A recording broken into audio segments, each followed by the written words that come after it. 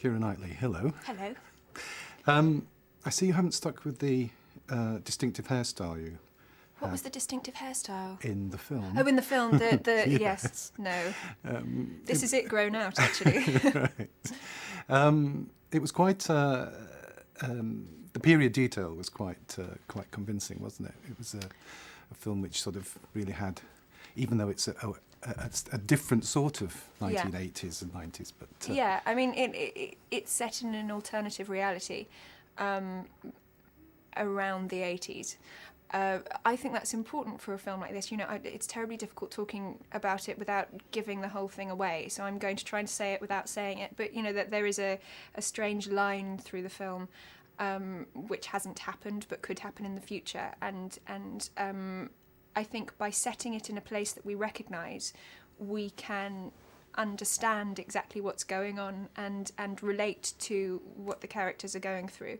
I think there was a huge choice. You know, you could have set it in the future. You could have made it much more sci-fi. You could have set it now. You could have. You could have done a number of things with it. I thought it was really interesting that you decided to go back in. They decided to go back in time, kind of to the 80s, and place it in that.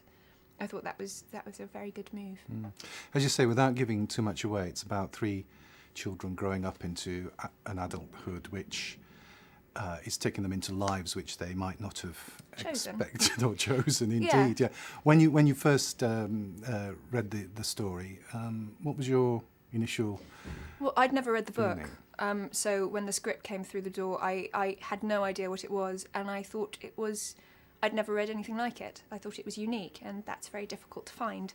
I think it's a love story. For me, I thought that was the main point through it, and a story about friendship and relationships, but with, I think a twist is putting it too strongly, but with a strange reality, and I think it's also about mortality, and people who are facing their own mortality, and they're living lives that will be cut short, and there's an acceptance to it, and I think that's very chilling and makes it incredibly tragic. Yeah. You've done a few literary adaptations. You've done Pride and Prejudice and Atonement and now this. How does the experience of making films like that compare with, say, Pirates of the Caribbean? It's a very different kettle of fish. I mean, you know, I love working from books because you always know that source material is so rich. How would you compare it with the experience of Pirates? I don't know. It's kind of incomparable. I mean, Pirates is a big, huge Hollywood extravaganza. It's based on a theme park ride.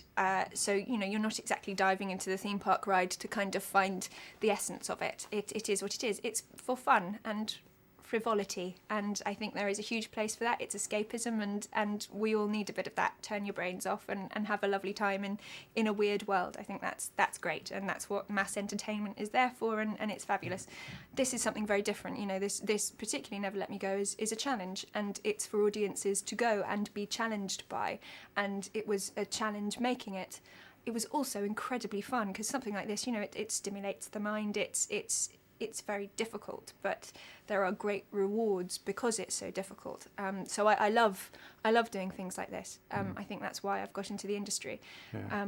And it's great when they get received well. So. Finally, you worked with Carey Mulligan, who you've worked with before, indeed on Pride and Prejudice, and I think you're friends off. We are. I mean, it's very rare to get the opportunity to work with friends, and it was one of the main reasons I wanted to do this project, as much as it being an extraordinary piece, particularly when you're dealing with characters who've grown up together, who have this huge history, who have this, I mean, very complicated relationship. I think the fact that, you know, we've been close for the last 6 years really helped that. We had each other's back. I know how she works, she knows how I work, I know how she thinks, she knows how I think. It was a really easy pairing, and it made the job a lot easier. Great. Keira Knightly, thank you very much. Thank you very much. Thanks. Thank you. That's great.